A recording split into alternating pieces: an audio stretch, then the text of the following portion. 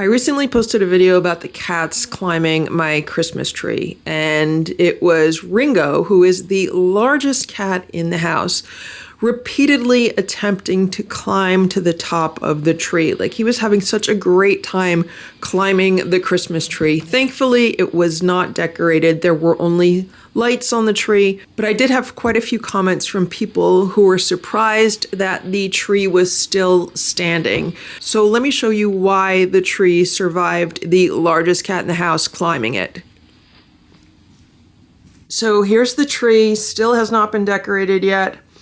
And here's the bottom of the tree. I have this white tree skirt, but if we look underneath the tree skirt, you can see that not only do I have the tree stand, so this metal thing is the tree stand that comes with the tree, but I have the tree stand connected to this stabilizer. Now, this stabilizer is from the 1980s. My parents bought this for the cats that I grew up with, because the cats that I grew up with like to climb the Christmas tree.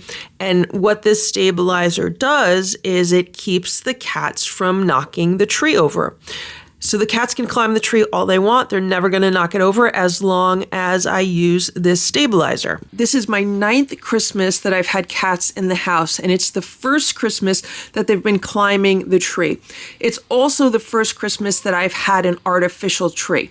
I've always had real trees. They've never climbed the real trees. And when I was growing up, we had an artificial tree, and that's what they were climbing also. So what we have here in this box is another Christmas tree. I purchased this on Amazon. It was on sale. I got it for $35. This tree is a little bit smaller. What I'm going to do is I'm going to set it up downstairs for the lucky 7, who are the ones climbing the upstairs tree. And I'm going to let them climb this tree all they want. I'm not going to put any decorations on it because I don't think they care about decorations. I think they just really like climbing the artificial trees. Here's Sammy. And if you ask me, the reason why is because they're made out of plastic, and cats love plastic. Right, Sammy? And Sammy says cats also love wood, which brings us to this, which is the new stabilizer that Grandpa Farrell just made for this new tree. Hello everyone, Grandpa here. Today I am going to make a Christmas tree stabilizer board for the Christmas stand. This is so the cats cannot knock your Christmas tree over. Many years ago I had purchased a similar board, round like this, but was made out of Homer soap board that was selling for this purpose. But we have never been able to find that board again. So I had to go down to Home Depot and purchase this 24-inch round pine board, 1 inch thick. The old board wasn't this thick, but it served the purpose of the cats not tipping over the tree. So this is what it looked like when you have the stand on the board. Now we have to drill holes in the board to wrap around wire or shoelaces or whatever around the legs here so it doesn't move. And this is how we're going to do it. First, I had to find the center of the circle. Then I take my square, put it on there, and I know the circle is 24 inches in diameter, not really, but it comes close to it, 23 3/4. So I mark my line on this side and this side, so I know this is square. Flip it over and get the line for this side. Flip it over. Doesn't have to be exact, just that you're going to have a cross on the board. So that gives me my cross on the board. So each one of the legs would go on that line.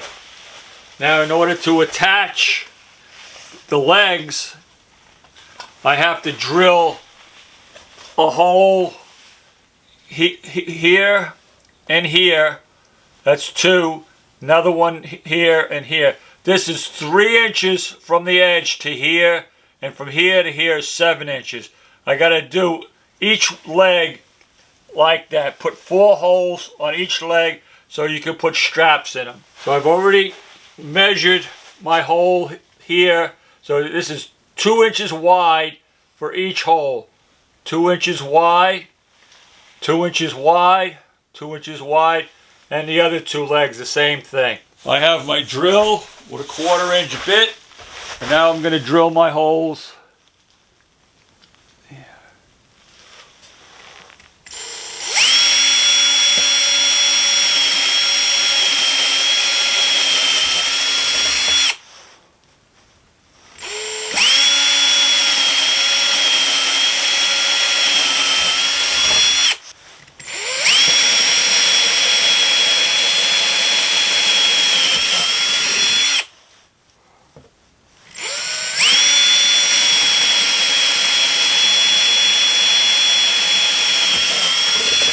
I repeat this process for the other 3 legs. All the holes have been drilled now. Here it is with the tree stand to give you an idea of how it works. So as you can see, the tree stand fits perfectly between the 2 holes on the bottom. And now all I need to do is tie the tree stand to the stabilizer. I found some green zip ties, so what I did was I put it in this hole, wrapped it around the bottom. It's coming back up this hole. Now I just need to secure it. And there it is. The tree stand is being held tightly in place, so I just need to clip this off and repeat it for the other 3 legs. And here it is, fully attached to this base. I could move it around. It's very secure. I found that it's best to put the zip ties on so that this fastener part is actually right here against the frame. I just think it looks neater that way. You can see it there also. And this is a pretty heavy base. I'm very confident that once the tree is attached to this, if the cats try to climb the tree, they're not going to be tipping it over. And of course, the bottom of this will be nicely covered with a tree skirt. We could also just use a blanket to cover it. And that's how easy it is to keep cats from tipping over a Christmas tree. Not very expensive, and it's really easy to do. This is the tree stand that I've always used with my real trees. And this also attaches to the stabilizer. Right down here, there's a hole on this tree stand. There's another hole here. There's 4 holes around the edges of this tree stand. And so what I used to do is just secure it through these holes. And I never had a problem with cats climbing a real tree. I honestly think they just prefer climbing the artificial trees because they're made out of plastic, and cats love plastic.